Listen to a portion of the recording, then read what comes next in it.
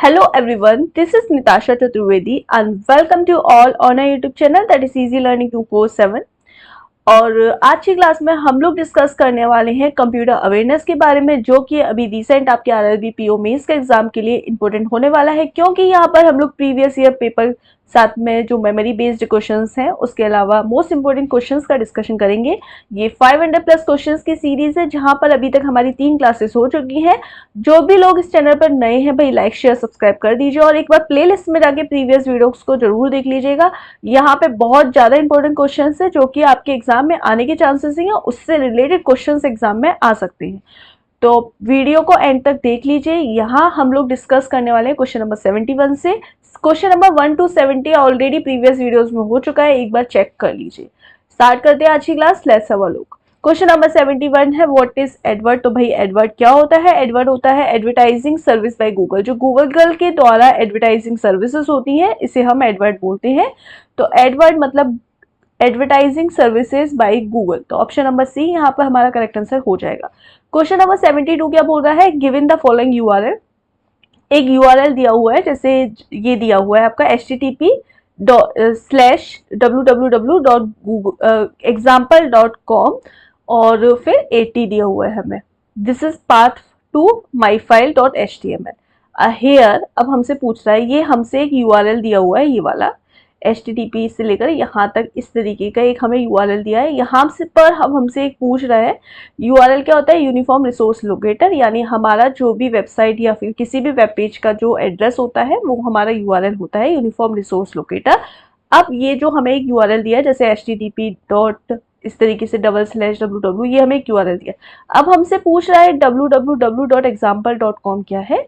यहाँ पे www.example.com के बारे में हमसे पूछ रहा है कि ये क्या है।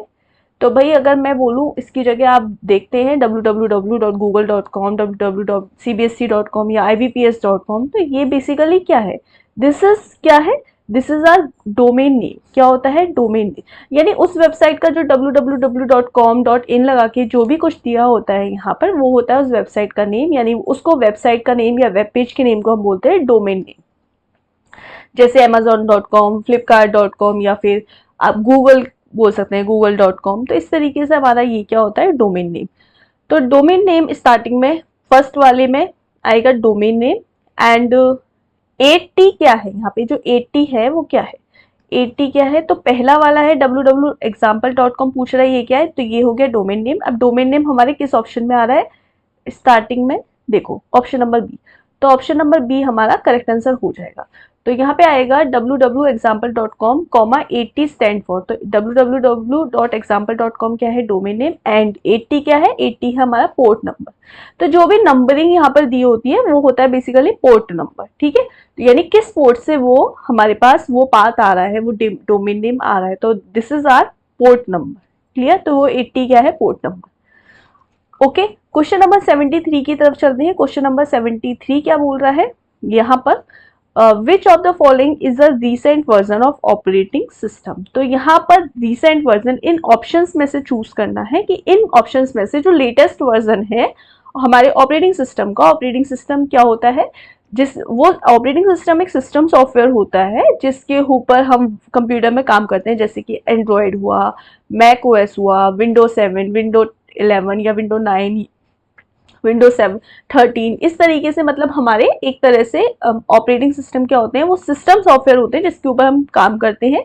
अगर किसी भी सिस्टम में सिस्टम सॉफ्टवेयर यानी वो ऑपरेटिंग सिस्टम नहीं है, तो हमारा अगर आप अपने मोबाइल की बात करें तो आपके मोबाइल में जो मैक ओएस है, जैसे किसी का आईफोन है तो मैक ओएस है या एंड्रॉयड है, अगर वही मैं रिमूव कर देती हूँ तो क्या हमारा मोबाइल वर्क करेगा? नहीं करेगा। तो सिमिलरली हमारा जो सिस्टम सॉफ्टवेयर होता है वो एक ऑपरेटिंग सिस्टम होता है जिसके बिहाफ पर हमारा पूरा का पूरा सिस्टम वर्क करता है, ठीक है। अब यहाँ पर 73 में ये बोल रहा है कि इनमें से जो कौन सा लेटेस्ट अभी ऑपरेटिंग सिस्टम है। देखो विंडो एक्सपी सबको पता है पुराना हो चुका है, उसके अलावा विंडो 7 बेसिक भी पुराना है, विंडो 8 और विंडो 13 अभी लॉन्च नहीं हुआ है रिसेंट। तो यहाँ पर विंडो अगर इस ऑप्शन के बिहाफ पर अगर बोला जाए तो window 10 is a latest operating system जिसके ऊपर हम वर्क कर रहे हैं ऑलरेडी। ऑप्शन के अलावा अगर कोई और आता है तो ये सारे क्वेश्चन ऑप्शन बेस्ड होते हैं, ठीक है। अगला क्वेश्चन नंबर नेक्स्ट देख लेते हैं क्वेश्चन नंबर 74 क्या बोल रहा है कि a high speed device used in a CPU for temporary storage during a processing call. तो जो सीपीयू कौन यूज कर रहा है भाई, सीपीयू। तो सीपीयू के अंदर टाइप क्या होते हैं, एएलयू होता है, सीयू होता है और एमयू होता है। अब एमयू होता है मेमोरी यूनिट, मतलब सीपीयू की जो मेमोरी होती है उसको हम क्या बोलते हैं, रजिस्टर्स। ठीक है, पहला। अब ये जो रजिस्टर होते हैं ये सीपीयू की टेम्परेरी बेस्ड मेमोरी होती है, मतलब सीपीयू के अंदर हमें भी ऑटोमेटिकली एक मेमोरी प्रोवाइड होती है बाय द, वो सीपीयू के अंदर होती है, मतलब हमारे प्रोसेसर के अंदर कुछ पार्ट ऑफ मेमोरी होती है, वो उसको हम रजिस्टर बोलते हैं। और ये हमारी टेम्परेरी स्टोरेज होती है। क्या होती है, टेम्परेरी स्टोरेज। मतलब जो भी काम हम प्रोसेस कर रहे हैं वो टेम्परेरी स्टोरेज हमारा रजिस्टर्स के अंदर होता है। हाई स्पीड, ये बहुत high speed device used, CPU एक हाई स्पीड डिवाइस होती है सीपीयू के अंदर जो टेम्परेरी डेटा को स्टोर करती है, temporary storage during the processing. हम जब प्रोसेस करते हैं उस टाइम जो यूज होती है वो होती है, क्या होती है, register. Option number A. Question number 75 की तरफ चलते हैं। Which of the following is used for establishing a connection to other document or location within a website.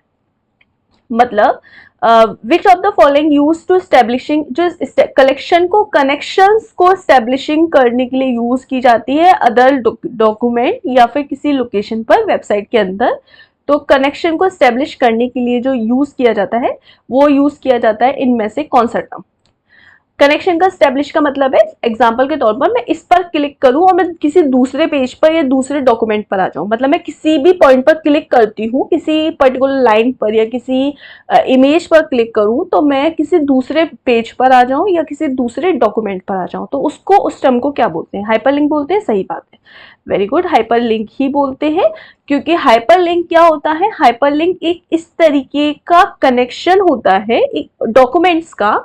जैसे एग्जांपल के तौर पर अगर आप अमेजोन या फ्लिपकार्ट या कुछ भी ओपन करते हैं तो आप किसी भी पर्टिकुलर पॉइंट पर या किसी पर्टिकुलर इमेज पर क्लिक करेंगे तो उससे रिलेटेड आपको दूसरे पेजेस पर आप चल जाएंगे या दूसरी इमेजेस खुल जाएंगी, तो उसको बोलते हैं हाइपरलिंक। हाइपरलिंक एक इस तरीके का टेक्स्ट, डॉक्यूमेंट या फाइल या फिर बोल सकते हैं एक कनेक्शन स्टेब्लिश करने का तरीका है किसी वेबसाइट या वेब पेज के अंदर, जिस पर हम पर्टिकुलर उस पर क्लिक करते हैं तो हम दूसरे वेब पेजेस पर या दूसरे डॉक्यूमेंट्स पर आ जाते हैं।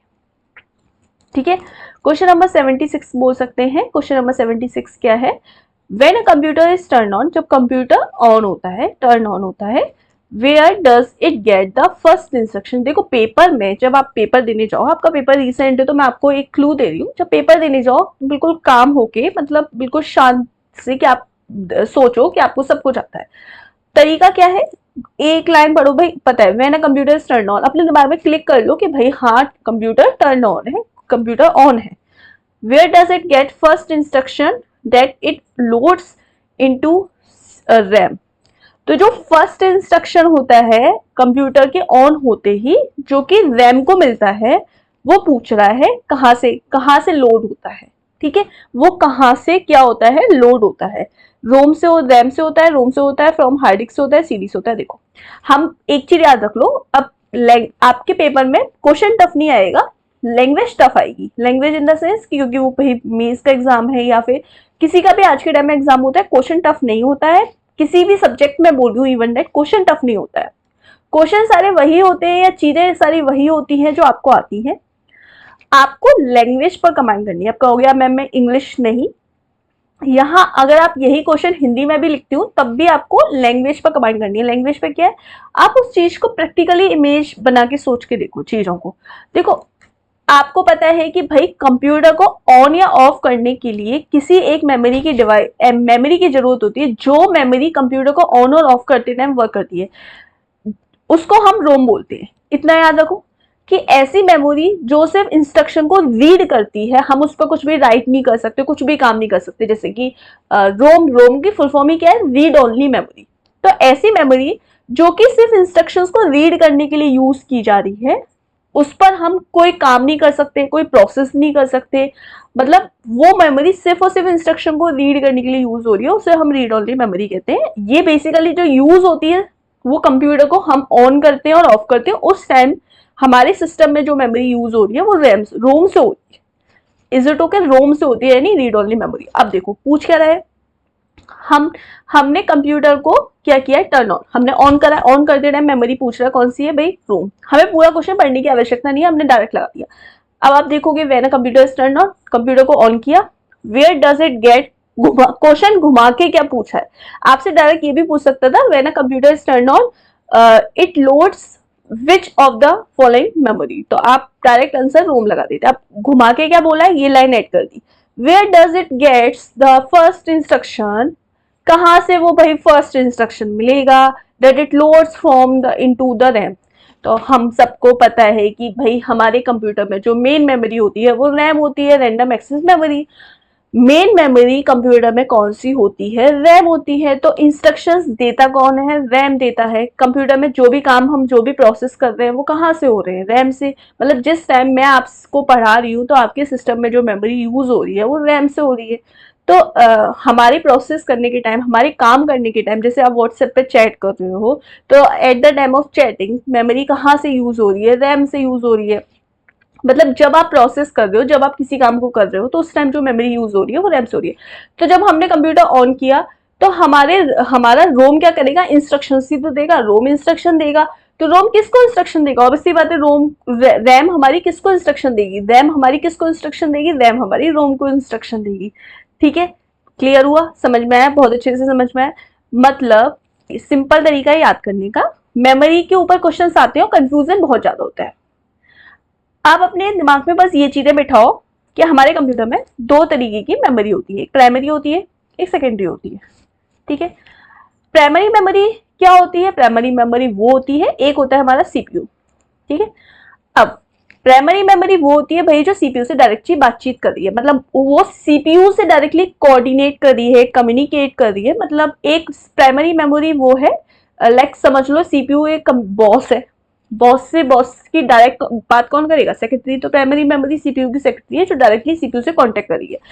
अब कंप्यूटर के अंदर जो प्रोसेस कर रहा है वो कौन करता है, सीपीयू। प्रोसेसर ही तो होता है सीपीयू, सेंट्रल प्रोसेसिंग यूनिट। यानी कंप्यूटर में जो भी काम हो रहा है, प्रोसेस करने का काम कर कौन रहा है, सीपीयू। तो प्रोसेसिंग कौन कर रहा है, सीपीयू। तो जो भी प्रोसेस हो रही है उस टाइम जो मेमोरी यूज हो रही है वो कौन सी हो रही है, प्राइमरी मेमोरी। क्लियर। अब एक आती है सेकेंडरी मेमोरी। सेकेंडरी मेमोरी कौन सी होती है, जो कि कंप्यूटर में जितनी भी चीजें होती है, प्राइमरी मेमोरी के पास इतना स्टोरेज नहीं होता।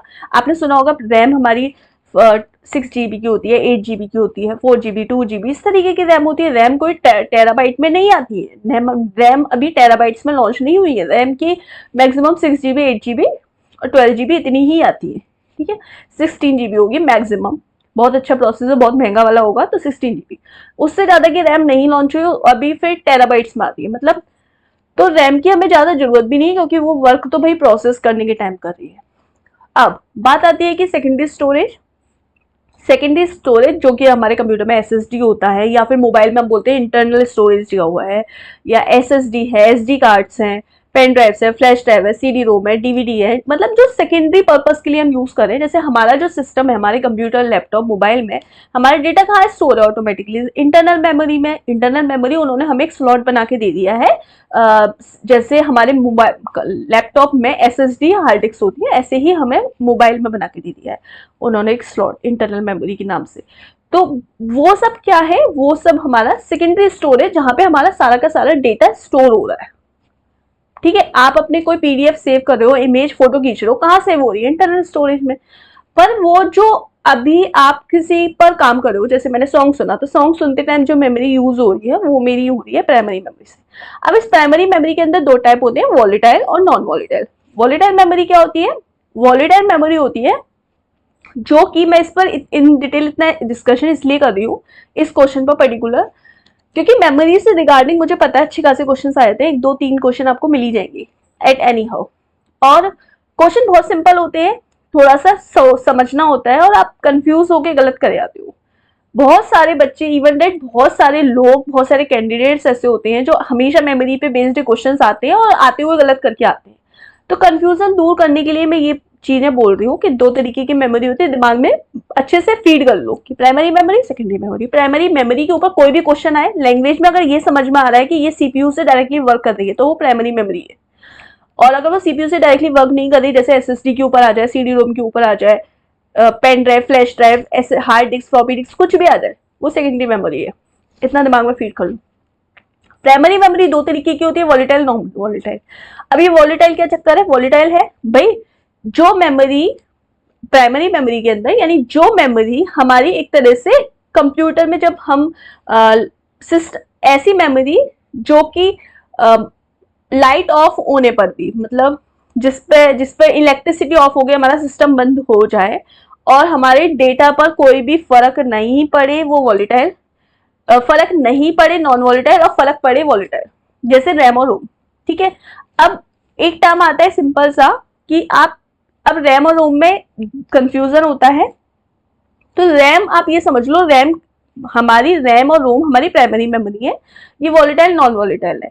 ठीक है, अब वॉलेटाइल क्या होता है, जैसे कि मतलब जो रैम है हमारी, रैम वॉलेटाइल मेमोरी, और रैम क्या है, वॉलेटाइल मेमोरी, और रोम क्या है, नॉन वॉलेटाइल मेमोरी।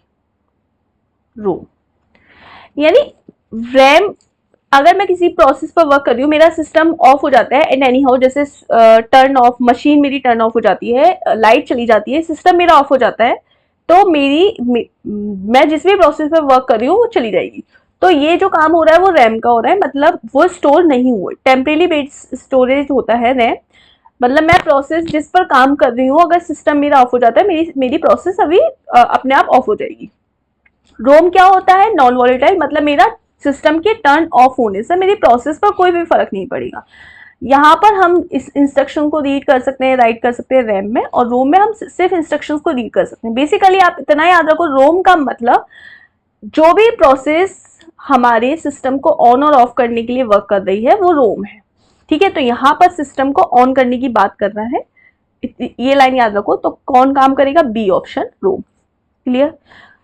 अब आप कहेंगे सीपीयू के अंदर भी तो मैम एक मेमोरी होती है। भाई जो सीपीयू के अंदर हमें एक टेम्परेरी बेसिस मेमोरी होती है, सीपीयू के अंदर तीन चीजें होती हैं, एएलयू, सीयू और एमयू। तो जो एमयू होता है वो होता है सीपीयू रजिस्टर्स, वो अलग हो गया। मतलब सीपीयू के अंदर भी एक स्मॉल अमाउंट ऑफ मेमोरी होती है टेम्परेरी बेस्ड, वो होते हैं रजिस्टर्स। बट एक्चुअल में हमारे पास जो मेमोरी के टाइप है वो दो हैं, प्राइमरी और secondary. Primary memory volatile non volatile, secondary memory मतलब hard disk, floppy disk, SSD, CD, DVD, this kind of. Volatile यानी रैम, नॉन वॉलेटाइल यानी रोम। वॉलेटाइल क्या होता है, सिस्टम के टर्न ऑफ होने से, इलेक्ट्रिसिटी ऑफ होने से हमारा जो डेटा है वो रिमूव हो जाता है, यानी हट जाता है, ऑफ हो जाता है, क्लोज हो जाता है, वो रैम। और रोम क्या है कि सिस्टम के ऑफ होने से, टर्न ऑफ होने से हमारे डेटा पर कोई भी फर्क नहीं पड़े। रैम क्या करता है, रैम डेटा को रीड भी करता है, राइट भी कर सकता है, बेसिकली इंस्ट्रक्शंस को प्रोसेस करने के काम, इंस्ट्रक्शन को लोड करने के काम। जब भी हम अपने सिस्टम को ऑन करेंगे और कोई भी वर्क करेंगे, सबसे पहले वो हमारा रैम से ही होता है। ठीक है, रैम को हम मेन मेमोरी भी बोलते हैं। और प्राइमरी मेमोरी क्या है, प्राइमरी मेमोरी जो सीपीयू से डायरेक्टली कोऑर्डिनेट कर रही है। सेकेंडरी मेमोरी क्या है, सेकेंडरी मेमोरी सीपीयू से डायरेक्टली कोऑर्डिनेट नहीं कर रही। क्लियर हो गया। आप कभी भूलना मत प्लीज, आई होप सो कि आप नहीं भूलोगे। और इस टाइप का क्वेश्चन गलत करके आना भी मत, मैं बता रही हूँ। आप अगर मेमोरी से क्वेश्चन गलत करके आए तो सोच लेना, और अगर फिर भी अभी भी नहीं समझ में आया तो मेमोरी के बेस पर मैंने इन डिटेल बहुत कुछ पढ़ाया हुआ है, वो देख लो जाके। ठीक है, अगला क्वेश्चन 77 की तरफ चलते हैं। Blank is design to communicate instructions to a machine, particularly of a computer. It can be used to create a program to control a behavior of a machine or express algorithm.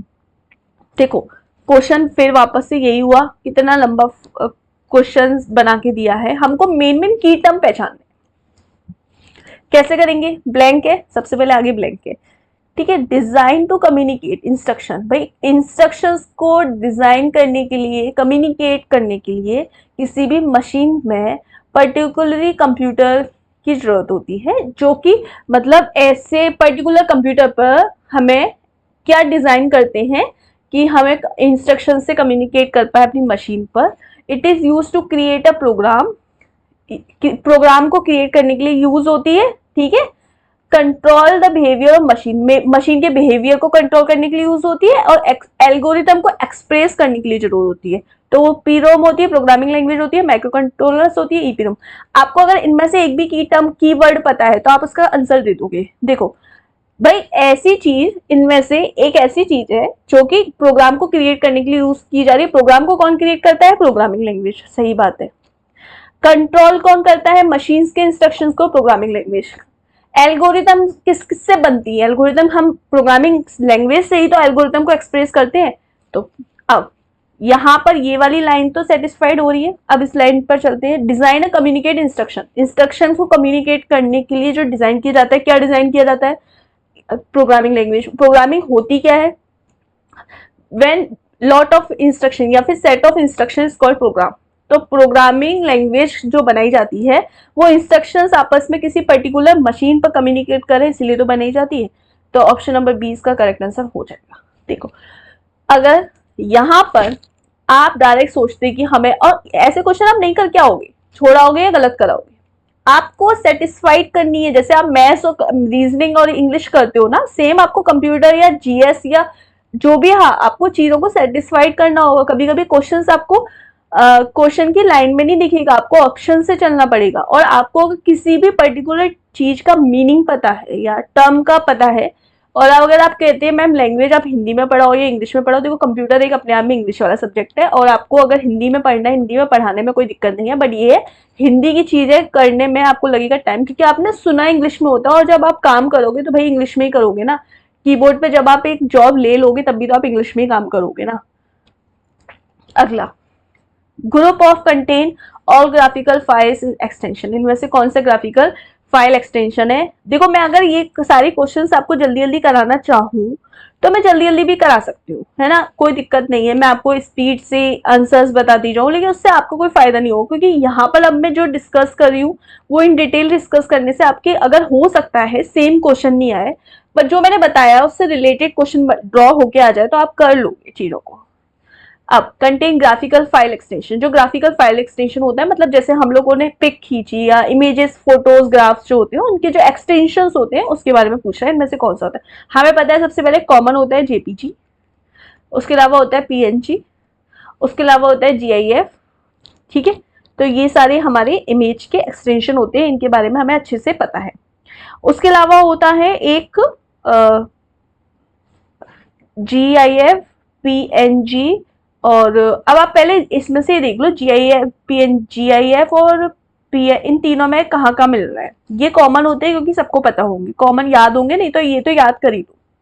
देखो, JPG, GIF इसमें मिल रहा है ए में, GIF, TCF इसमें एक मिल रहा है, इसमें दो मिल रहे हैं, इसमें टीसीएस, जीपीजी, जेपीजी मिल रहा है इसमें, इसमें जीआईएफ मिल रहा है, इसमें जेपीजी मिल रहा है, यानी सब में एक एक या दो मिल रहे हैं, बाकी नहीं मिल रहा है। अब हम तीसरे वाले को भी पहचान लें तो हम आंसर इजीली कर सकते हैं। हमको पता है कि यहाँ पर जो बीएमपी, यहाँ पर देखो जेपीजी भी मिल रहा है, जीआईएफ भी मिल रहा है। बीएमपी जो होता है वो भी हमारा इमेज का ही एक्सटेंशन होता है, बीएमपी। ठीक है, उसके अलावा अगर हम देखते हैं डब्ल्यूएमएफ और टीसीएफ हमारा इमेज का एक्सटेंशन नहीं होता है। तो यहाँ पर जेपीजी, जीआईएफ और बीएमपी सही आंसर हो जाएंगे, तो ऑप्शन नंबर ए इसका करेक्ट आंसर हो जाएगा। नेक्स्ट क्वेश्चन की तरफ चलते हैं। नेक्स्ट क्वेश्चन क्या बोल रहा है? Question number 79, what type of technology allows you to verbally speak someone over the internet? मतलब हम ऐसी, इनमें से ये जो ऑप्शंस दिए हैं इनमें से कौन सी ऐसी टेक्नोलॉजी है जो कि वर्बली स्पीक करने के लिए, इंटरनेट पर हम किसी से स्पीक करते हैं, बातचीत करते हैं, तो उसके लिए हम यूज करते हैं। ठीक है, समझ में आया? इंटरनेट के ओवर मतलब इंटरनेट की जरूरत, इंटरनेट के बीच में मदद पड़ती है, उसके बिहाफ पर हम वर्बली स्पीक कर पाते हैं किसी दूसरे से, समवन। तो इसमें से कौन सी टेक्नोलॉजी होती है? वॉकी टॉकी, वॉकी टॉकी के लिए इंटरनेट की आवश्यकता नहीं है। ई फोन, उसके अलावा सोशल नेटवर्क, वीओआईपी, तो वीओआईपी इसका सही आंसर हो जाएगा। वॉइस ओवर इंटरनेट प्रोटोकॉल, इसकी फॉर्म होती है वॉइस ओवर इंटरनेट प्रोटोकॉल। इसकी मदद से हम इंटरनेट पर आपस में, जैसे जो व्हाट्सएप पर आपने देखा है हम लोग वॉइस कॉल करते हैं, या फिर हम इंटरनेट के माध्यम से जो कॉल करते हैं, तो वो उसमें जो प्रोटोकॉल इंटरनली लगा होता है वो लगा होता है वॉइस ओवर इंटरनेट प्रोटोकॉल, मतलब इंटरनेट की मदद से हम कॉल कर पा रहे हैं। क्वेश्चन नंबर 80 की तरफ चलते हैं। In a PowerPoint what is the function of alt plus N is navigating the ribbon of with only a keyboard. भाई कीबोर्ड की मदद से हम ऑल प्लस एन को क्लिक करते हैं पावर पॉइंट के अंदर। तो ऑल प्लस एन का मतलब क्या होता है, ऑल प्लस एन को अगर आप क्लिक करेंगे तो इसका मतलब सिंपल सा क्या करना है, ओपन इंसर्ट टैब। जो इंसर्ट टैब होते हैं, इंसर्ट मतलब अब इंसर्ट के अंदर बहुत सारे ऑप्शन आते हैं कि इंसर्ट आपको इमेज करनी है, पिक्चर करनी है, क्या करना है वो बाद में होता है, लेकिन इसको ओपन, ये किसको ओपन कर देता है, जो हमारा इंसर्ट टैब आता है उसको ओपन कर देता है। तो ऑप्शन नंबर सी इसका करेक्ट आंसर हो जाएगा। नेक्स्ट क्वेश्चन की तरफ चलते हैं। Question number 81, what is called when you rerouted your requested internet site to another undesired site. यानी आप इंटरनेट पर किसी भी वेबसाइट को ओपन करते हैं और आपको कोई अनडिजायर्ड साइट ओपन हो जाती है, तो उस टर्म को हम क्या बोलते हैं, उसको बोलते हैं फार्मिंग। तो फार्मिंग क्या होता है, फार्मिंग, इंटरनेट पर फार्मिंग एक टर्म आता है। यानी अगर हम इंटरनेट पर कोई भी वेबसाइट को ओपन करते हैं, तो अगर हम इंटरनेट नहीं आ रहा है, किसी भी वजह से हमारी वेबसाइट ओपन नहीं हुई, और अगर हम उसको रीराउट करते हैं, यानी हम उसको दोबारा से ओपन करने की कोशिश करते हैं, तो कभी कभी इंटरनेट की साइट पर कोई ऐसा पेज या ऐसी वेबसाइट ओपन होकर आ जाती है जो कि हम नहीं चाहते हैं कि वो ओपन हो, तो उस टर्म को हम बोलते हैं फार्मिंग। ठीक है, क्वेश्चन नंबर 82 की तरफ चलते हैं। The coding language use to create a documents for use of internet is. यानी ऐसी कोडिंग लैंग्वेज जो डॉक्यूमेंट्स को क्रिएट करने के लिए यूज करते हैं इंटरनेट पर। तो इंटरनेट पर डॉक्यूमेंट को क्रिएट करने के लिए या फिर इंटरनेट की वेबसाइट को क्रिएट करने के लिए, वेब पेज को क्रिएट करने के लिए जिस भी लैंग्वेज का इनमें से हम यूज करते हैं वो होती है HTML। क्या होती है, HTML। तो क्वेश्चन नंबर 82 का ऑप्शन नंबर ए HTML सही हो जाएगा। HTML क्या होता है, hyper text markup language. HTML की फुल फॉर्म क्या होती है, हाइपर टेक्स्ट मार्कअप लैंग्वेज। ये एक ऐसी कोडिंग लैंग्वेज है, आप बस इतना याद रखो, ये एक ऐसी कोडिंग लैंग्वेज है जो इंटरनेट के ऊपर, मतलब इंटरनेट के ओवर, ये कह सकते हैं कि जो कि जब हम इंटरनेट पर काम कर रहे हो, उस इंटरनेट पर वेब पेज, वेबसाइट, या फिर हम बोल सकते हैं किसी डॉक्यूमेंट को, किसी टेक्स्ट को, किसी इमेज को क्रिएट करने के लिए यूज किया थी। तो ये एक ऐसी लैंग्वेज है जो कि किसी डॉक्यूमेंट को यूज करके इंटरनेट पर कोडिंग हम करते हैं, मतलब इंटरनेट पर हम इसकी मदद से वेब पेज, वेबसाइट या किसी डॉक्यूमेंट को क्रिएट कर सकते हैं। That's it, clear. Question number 83 की तरफ चलते हैं। The technique in which an attacker convinces an authorized user to pass a classified information to an unauthorized person is called।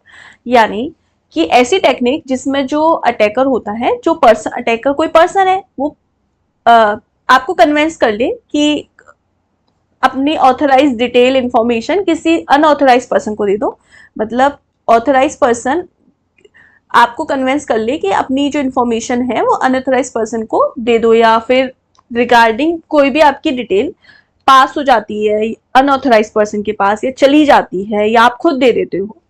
Example के तौर पर कि मेरी इंफॉर्मेशन मैंने आपको दे दी, या आपके फ्रेंड ने आपकी बैंक डिटेल या कोई भी आपकी लीगल फाइल या कोई भी पासवर्ड या कुछ भी काम आपका ले लिया या किसी तरीके से पता कर लिया, और वो उसके संग कुछ भी काम कर सकता है, हैकिंग कर सकता है, आपकी बॉस को कोई मेल, गलत मैसेज वगैरह कुछ भेज सकता है, या आपकी बैंक डिटेल, आपके पैसे वैसे चोरी कर सकता है। तो यानी ऐसा काम जो कि आप ऑथराइज पर्सन हो और किसी दूसरे ने, आपके फ्रेंड ने या किसी भी पर्सन ने आपकी अनऑथराइज पर्सन, वो पर्सन जो आपके संग अनऑथराइज, मतलब वो उस पर लीगल वो नहीं है। जैसे एग्जांपल के तौर पर आप अपने बैंक अकाउंट के मालिक हो, ठीक है, तो दूसरा जो पर्सन है वो अनऑथराइज है।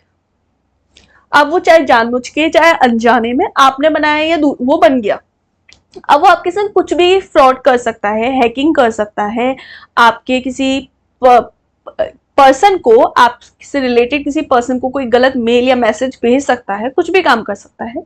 तो इस टर्म को हम बेसिकली क्या बोलते हैं, इस टेक्निक को हम बोलते हैं सोशल इंजीनियरिंग। ठीक है, तो जो ये सोशल इंजीनियरिंग टर्म क्या है, सोशल इंजीनियरिंग क्या है, सोशल इंजीनियरिंग एक ऐसी टेक्निक है जिसमें सोशली, यानी जिसमें लोगों को, जो ऑथराइज पर्सन होते हैं, उनकी डिटेल, कोई भी डिटेल किसी अनऑथराइज पर्सन के पास चली जाती है, चाहे जानबूझ के चाहे अनजाने में, वो पास हो जाती है डिटेल्स। तो अब वो आपको चाहे कन्वेंस करके ले या वो कन्वेंस नहीं करे, पर आपकी डिटेल्स उसके पास चली गई, अब वो आपको किसी भी तरीके का हार्म पहुंचा सकता है, हैकिंग कर सकता है, फ्रॉड कर सकता है आपके साथ कोई गेम खेल सकता है, आपको कोई हार्म पहुंचा सकता है, तो उसको हम बोलते हैं सोशल इंजीनियरिंग। ठीक है, अगला क्वेश्चन नंबर 18। अब इससे बचने की क्या टर्म है, क्या है, इन डिटेल्स जो डिस्कशन है वो पेपर में नहीं आएगा, पेपर से रिलेटेड हम बात कर रहे हैं। बाकी इन डिटेल पढ़ना है, इस चैनल पर चली रहो, बहुत सारी वीडियोस है, आप देख सकते हो। क्वेश्चन नंबर 84 की तरफ चलते हैं। In which generation did multi programming start? किस जनरेशन में जो मल्टी प्रोग्रामिंग स्टार्ट हुई है वो किस जनरेशन में हुई है? वही मल्टी प्रोग्रामिंग स्टार्ट हुई है थर्ड जनरेशन में। थर्ड जनरेशन में हमारी सी प्लस प्लस जावा ये सारी लैंग्वेजेस आ चुकी थी, यानी हम मल्टी प्रोग्रामिंग स्टार्ट कर चुकी थी, तो थर्ड जनरेशन की बात हो रही है यहाँ पे। क्वेश्चन नंबर 85 की तरफ चलते हैं। क्वेश्चन नंबर 85 क्या बोलता है? जो Fortran is a programming language, it is more suitable for which purpose? एक फोर्टन प्रोग्रामिंग लैंग्वेज बनी, वो किस पर्पस के लिए बनी ये बोल रहा है। तो वो बिजनेस पर्पस के लिए बनी है, मार्केटिंग एप्लीकेशन के लिए बनी, साइंटिफिक एप्लीकेशन के लिए बनी, स्टैटिकली कैलकुलेटिव एप्लीकेशन के लिए बनी, या कॉमर्शियल एप्लीकेशन के लिए बनी, ये बोल रहा है। तो जो फोर्टन जो लैंग्वेज है वो साइंटिफिक एप्लीकेशन के लिए बनी थी। ठीक है, किसके लिए बनी थी? साइंटिफिक एप्लीकेशंस के लिए। तो ऑप्शन नंबर सी इसका करेक्ट आंसर हो जाएगा। अगला, speed of super computer measure by, जो सुपर कंप्यूटर की जो स्पीड होती है वो हम किससे मेजर करते हैं? वो हम फ्लॉप से मेजर करते हैं। आपने सुना होगा टर्म फ्लिप फ्लॉप्स, तो जो फ्लॉप्स होते हैं, फ्लॉप हम सुपर कंप्यूटर की जो स्पीड होती है वो फ्लॉप के द्वारा मेजर करते हैं। ठीक है, क्वेश्चन नंबर 87 की तरफ चलते हैं। क्वेश्चन नंबर 87 बोल रहा है following is used to open a file options in a current program. तो करेंट प्रोग्राम में फाइल के ऑप्शन को ओपन करने के लिए, यानी फाइल को ओपन करने के लिए, ओपन फाइल को ओपन करने के लिए हम किसका यूज करते हैं? Alt+F का। Option number C. अभी कुछ क्वेश्चंस में यहाँ पर सी होना चाहिए, यहाँ डी होना चाहिए, बट आप ये याद रखो जहाँ सी लिखा है वहाँ सी है, वो फाइल को कन्वर्ट करने में चेंज हो गया चीजें, कुछ चीजें। ठीक है, ये मैंने पीपीटी बनाई थी, बट क्या हुआ था, मेरा वो अपनी पर्सनल बातें नहीं शेयर करनी, बट मैं बताऊँ, मेरा माइक्रोसॉफ्ट ऑफिस का पेड सब्सक्रिप्शन खत्म हो गया था, तो मैंने ये किसी और फाइल में कन्वर्ट करके अभी आपको पढ़ा रही हूँ। मैं ये अभी पेड सब्सक्रिप्शन खरीद लूंगी उसका द्वारा से। ठीक है, चलो क्वेश्चन नंबर 88 की तरफ चलते हैं। By which of the following symbol all excel formula start? किस सिंबल से जो एक्सेल फॉर्मूला स्टार्ट होते हैं वो किस सिंबल के जरिए होते हैं? वो होते हैं इक्वल सिंबल के जरिए, मतलब इक्वल सिंबल के जरिए माइक्रोसॉफ्ट जो एक्सेल होता है उसके फॉर्मूले स्टार्ट होते हैं। ठीक है, ऑप्शन नंबर सी यहाँ पर करेक्ट आंसर हो जाएगा क्वेश्चन नंबर 88 का, इक्वल। ठीक है, क्वेश्चन नंबर 89 की तरफ चलते हैं। Which IEEE standard use to define the specification for a wireless LAN? IEEE का वायरलेस लैन के लिए, यानी वाईफाई के लिए, वायरलेस लैन के लिए हम IEEE का कौन सा स्टैंडर्ड यूज करते हैं? जब हमें वायरलेस लैन का यूज करना होता है, वायरलेस लोकल एरिया नेटवर्क का यूज करना होता है, तो हम IEEE का कौन सा स्टैंडर्ड यूज करते हैं, ये हमसे पूछ रहा है। तो हम यूज करते हैं 802.11, मतलब 802.11। तो ऑप्शन नंबर सी यहाँ पर करेक्ट आंसर हो जाएगा, IEEE 802.11। क्वेश्चन नंबर 90 बोल रहा है which of the following data function would you use to hide all rows in all worksheet except those the meet some criteria you specify? यानी हमारे जो हम जब काम करते हैं वर्कशीट पर, तो हमारी सारी की सारी रो हाइड हो जाए, सिर्फ वही ओपन रहे जो कि हम स्पेसिफाई दिखाना चाहते हैं, मतलब हम जिससे काम करना चाहते हैं हम सिर्फ वही रोज को देखें। एक टेबल के अंदर वो सारी रोज हाइड हो जाएं, बहुत सारी रोज हैं वही सारी हाइड हो जाएं, हम सिर्फ उस पर्टिकुलर रो को देख पाए जिसको हम देखना चाहते हैं। तो ऐसी जो हम ये काम जो करते हैं वो किसके बिहाफ पर करते हैं? वो हम करते हैं कंडीशनल फॉर्मेटिंग। अगर हम कंडीशन डाल दें, जैसे एग्जांपल के तौर पर वो सारी रोज निकल जाए जिनकी एज 50 से एबव है, तो हमें वो सिर्फ वही एक बैंक की सपोज डिटेल्स है, और यहाँ पे बैंक की बहुत सारे लोग हैं, अब कोई किसी की एज 10 है, किसी की 20, किसी की 40, किसी की 50, और हम चाहते हैं कि हमको सिर्फ वही लोग दिखें जिनकी एज 50 से अबव है, तो हम कंडीशनल फॉर्मेटिंग अप्लाई करेंगे। या फिर हम ये बोल सकते हैं कि एक स्कूल है जिसमें टॉपर्स की लिस्ट हमें निकालनी है, तो टॉपर्स की लिस्ट हम टॉपर किसको माने? जो 90 से अबव है। तो हम यहाँ पर फॉर्मेट लगा दें, हम यहाँ पर एक कंडीशन लगा दें, कंडीशनिंग फॉर्मेट लगा दें, कंडीशन लगा दें कि वही स्टूडेंट्स हाईलाइट हो जिनके 90% से अबव है। ठीक है, तो यहाँ पर कंडीशनल फॉर्मेटिंग हम यूज कर लेते हैं।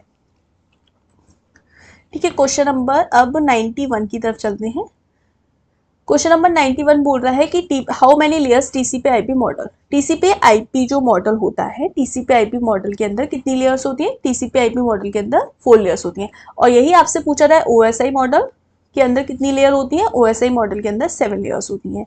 ठीक है, अगर इन डिटेल नेटवर्किंग की लेयर्स वगैरह पढ़नी है आप वीडियोस में देख लो। बस अभी आप इतना याद रखो कि ओएसआई मॉडल में 7 लेयर्स होती है, टीसीपी आईपी मॉडल में हमारी 4 लेयर्स होती है। क्लियर? क्वेश्चन नंबर 92 की तरफ चलते हैं। फॉलोइंग वीडियो फॉर्मेटिंग, यहाँ पे वीडियो का जो फॉर्मेट होता है वो क्या होता है ये हमसे पूछ रहा है।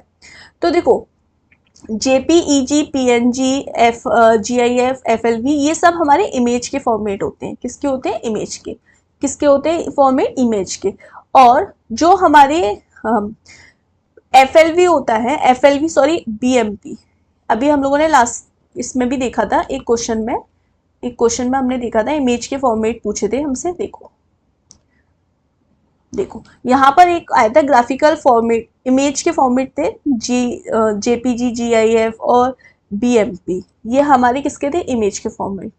तो यहाँ पर क्वेश्चन इसी तरीके का है, यहाँ हमसे वीडियो का फॉर्मेट पूछ रहा है।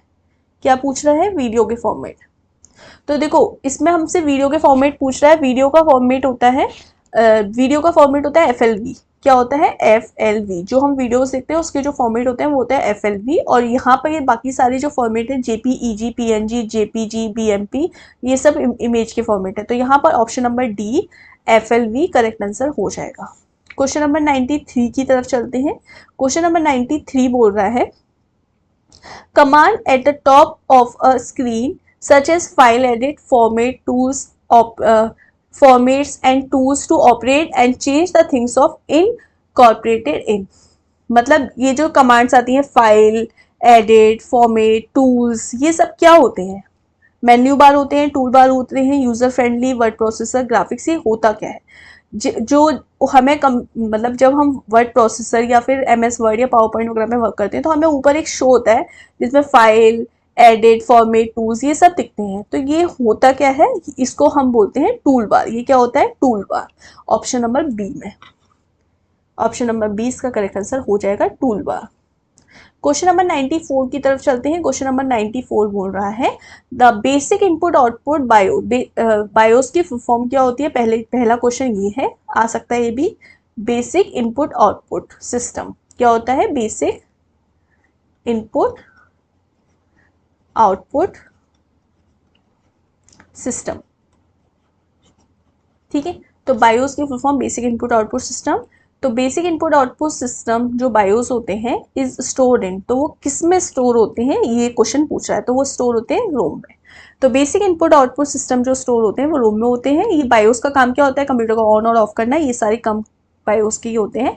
तो वो होता है ROM, read only memory. Question number 95, which of the following diagrams graphically represent on a interrelationship among entities in database। जो entities और database में हमारा इंटर रिलेशनशिप जो डायग्राम्स होते हैं डेटाबेस के अंदर उसको हम क्या बोलते हैं? ठीक है, इंटर रिलेशनशिप डायग्राम एक डेटाबेस में जो ग्राफिकली रिप्रेजेंट करते हैं उसको हम क्या बोलते हैं? तो उसको हम बोलते हैं एंटिटी रिलेशनशिप डायग्राम। तो इंटर रिलेशनशिप जो हमारी ग्राफिकल रिप्रेजेंटेशन होती है डेटाबेस के अंदर उसको हम बोलते हैं entity relationship diagram. Option number ए। ठीक है, क्वेश्चन नंबर 96 की तरफ चलते हैं।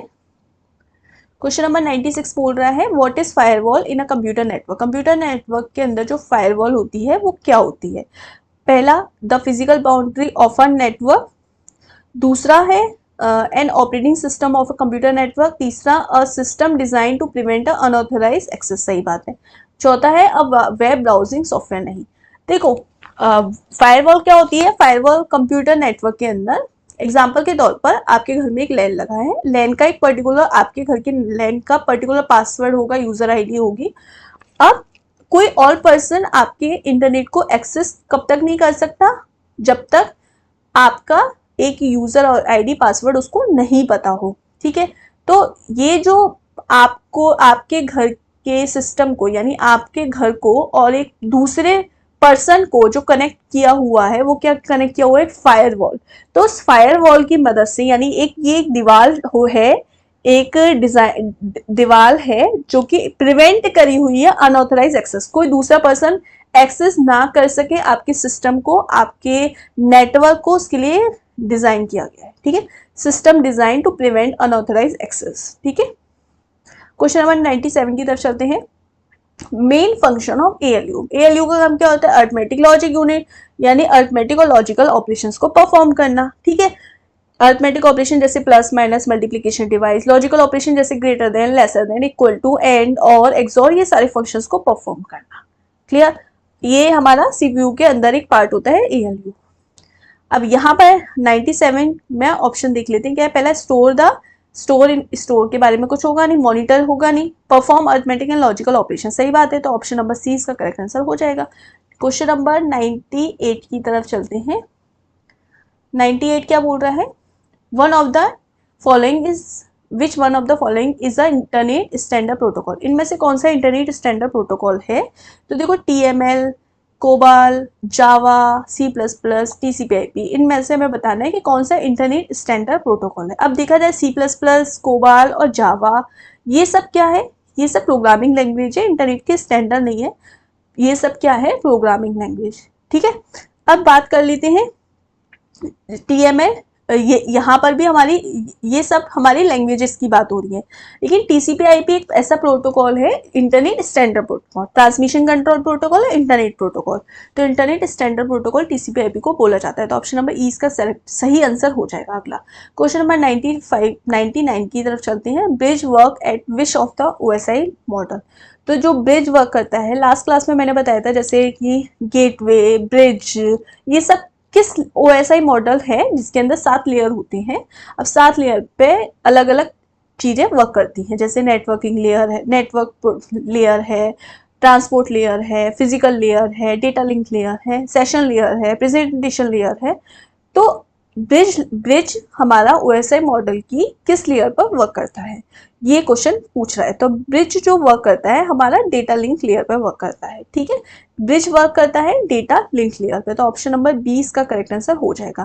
क्वेश्चन नंबर 100 की तरफ चलते हैं। A blank is used to direct and dispatch data packet between different network, मतलब डिफरेंट नेटवर्क को, एक नेटवर्क ए है, एक नेटवर्क बी है, डिफरेंट नेटवर्क को जो data use to direct and dispatch, मतलब हमारे पैकेट्स को डिस्पैच करने के लिए डिफरेंट नेटवर्क्स पर कौन वर्क कर रहा है, कनेक्शन वर्क कर रहा है, ब्रिज वर्क कर रहा है, गेटवे वर्क कर रहा है, हब वर्क कर रहा है या राउटर वर्क कर रहा है। तो बेसिकली इंटरनेट पर किसी डिस्पैच करने का काम, यानी हमारे मैसेज को पैकेट्स की फॉर्म में ट्रांसपोर्ट करने का काम ये कौन करता है, सब करता है राउटर। कौन करता है, राउटर। तो ऑप्शन नंबर ई। क्लियर, यहाँ हमने 100 क्वेश्चन कर लिए हैं आपके मेंस के एग्जाम के लिए। ये वीडियो सभी के लिए हेल्पफुल होने वाली है जो भी बैंक, SSC या फिर अभी रिसेंट आपका IBPS RRB PO मेंस का एग्जाम है तो उनकी तैयारी कर रहे हैं, उनके लिए ये हेल्पफुल होने वाली है। अभी हम लोगों ने 100 क्वेश्चन किया, हमें 400 प्लस टेस्ट क्वेश्चन और करने हैं। 500 प्लस क्वेश्चन की सीरीज है जो कि बिफोर 29 सितंबर से पहले मैं कंप्लीट करा दूंगी। अगर वीडियो आपको अच्छा लगा है लाइक करें, शेयर करें, और अगर चैनल पर नए हैं तो सब्सक्राइब और बेल आइकन पर प्रेस करना बिल्कुल ना भूलें।